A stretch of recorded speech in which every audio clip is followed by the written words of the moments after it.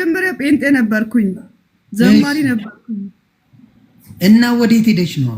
ፓስተሮቹ ናቸው እንደዚህ ሙስሊም ሁኜ ነበር። እሺ ፓስተሮች አማሩኝ፣ ከዛ ሙስሊም ሆንኩኝ። አሁን በቃ ሃይማኖት የለኝም። አሁን እኔ ልንገርሽ፣ እውነቱን ልንገር፣ እኔ አሁን 30 ቦታ ረግጥ ነበር። ግልጹን ነው የምነግርሽ።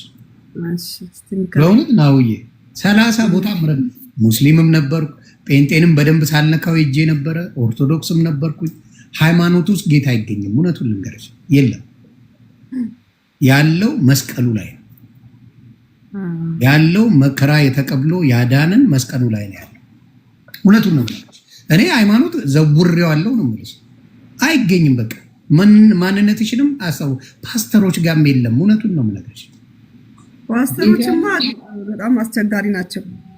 ስለዚህ የምልሽ ምንድነው ጌታ የሚገኘው ሰውን አትከተይ። ሰው ከተከተልሽ ያጠፋሻል፣ መሰናክል ያደርጋል።